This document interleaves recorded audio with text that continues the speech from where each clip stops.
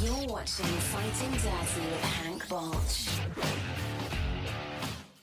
Hey, Sterile Processing Universe, it's Hank Balch here with Fighting Dirty, and I've got Justin back in the studio with us today. We're going to talk about a couple of different topics and ideas that come to mind, and have a lot of fun, I hope. Well, a lot of things that I think about are the themes that are going on at Beyond Clean, on the podcast and the work we do, what we hear from various different customers, either hospital or vendor companies. Right. And so one of the themes that comes up a lot is data and the need for data, the lack of data. There are not too many podcasts or interviews that we record where we don't have some tie into data. It might not be the whole point of the show, but it comes into play. What other themes do you think play out a lot? Because as we try to solve sterile processing, I think it's really important that everybody does hone in on these themes just to make sure that the takeaways are really clear. Because one major theme, one most important theme is getting the C-level to really understand. And if we're going to do that, we're going to have to be very dialed in on the key themes and messaging. I mean, to use a little cliche here, right, the show is about capturing hearts and minds. And so the data part of it is the mind part. Like, we know C-suite, they want to see numbers. But if we're honest with ourselves in sterile processing, often we don't have a lot of good numbers to show. And the numbers that we do show, they're incomplete, they're dirty data, especially when it comes to things like budgeting or trying to justify for staffing. That data is just, it is not helpful. And many times it's more hurtful for us. I can't tell you how many hospitals that we've gone into and they're saying, we need more staff. And I say, okay, well, let's pull some data in your tracking system. Let's see how many trays you're doing. And we'll run some calculations, but then the calculations say they're still overstaffed. And the problem comes down to that core data that we're working with is just broken. That's the mind piece. Now the heart piece, and this is one of those themes that comes up again and again, is there is a lot of passion in this industry. And the beautiful thing about the podcast is we get to promote that passion and highlight it across the globe. Like, there's people all over the place that really want to make a difference.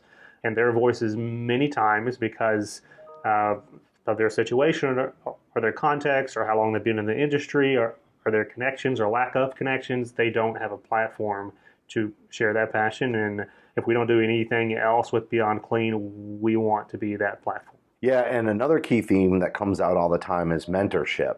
And so when we talk about not only collecting good data, that part of the project is hard enough, but then taking that data and making a convincing and very succinct argument, like there almost needs to be data mentorship in this industry, where supply chain leaders and C-level can then have conversations with sterile processing leaders, but that information is being shared in a way that's receivable by the end user or the other stakeholder in the organization who talks a different language than your department.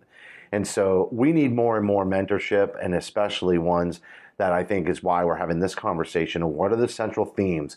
Because if you know, it's sort of like don't plan a trip unless you know where you're going. You hear that all the time when people develop presentations or start a project management plan. It's like the worst, most overly used, sort of cliche, but it's true.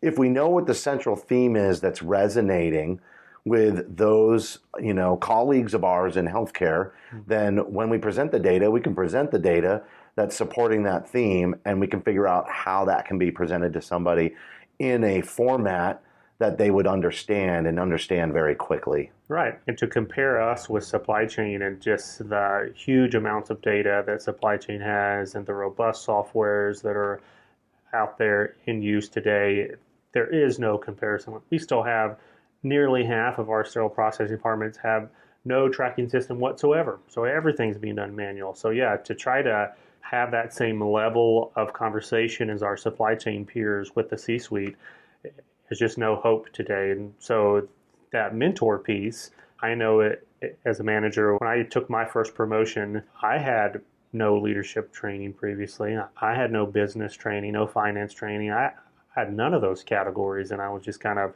thrown in there and said, good luck, have fun. And I think that's a theme in the industry that just comes up talking to leaders out there, is it's really sink or swim.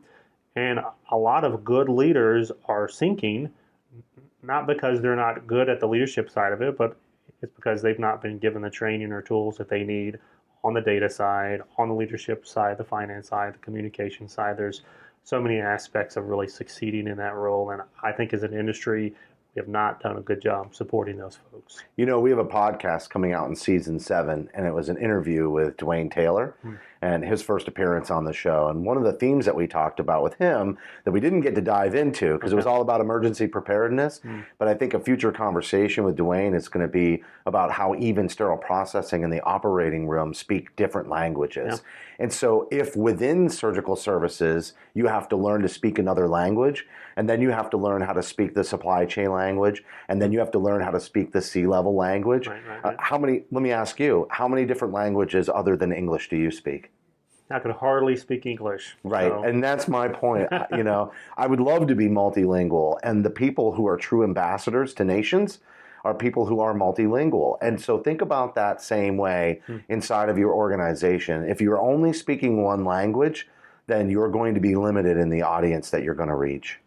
That's a great point, and it has come out in different ways, I think, in some of our podcasts around collaborating with infection control, for instance. And even though that doesn't give you that language, it gives you an interpreter or translator in infection control that can then take your sterile processing needs, translate into the real need for infection control, then take that up the line to C-suite, and wouldn't you know, they respond to it because it's in that different language that you mentioned. So yeah, I think like that's going to be a terrific interview with Dwayne, and it is another big theme that has come up a lot. Yeah, don't keep yourself inside of a box, I think, is the big takeaway, is really go ahead and stretch yourself out there. And maybe the starting point to speaking those other languages is just asking, right? This is something that I'm experiencing. This is something I see in my department.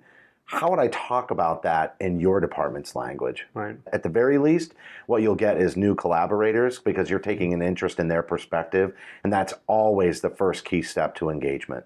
Right. Well, I mean, that's the whole purpose, again, of the podcast is trying to bring on those different voices to give initial exposure to some of those different perspectives and jargon and language, to the hopes eventually of cultivating a higher comfort level, with speaking in different ways, to really push the needs of your people in your department forward. All right, guys, that has been another episode of Fighting Dirty. I'm Hank Balch, that's Justin Poulin, and we will see you next time. Aesculap, a global leader in rigid sterile containers, surgical instruments, and surgical asset management consulting, understands the daily challenges a sterile processing department faces to meet demanding OR schedules. Backed by more than a century of industry experience and equipped with specialized tools and methodology, the Aesculap team is dedicated to helping hospitals optimize their perioperative performance, enabling them to operate with greater precision.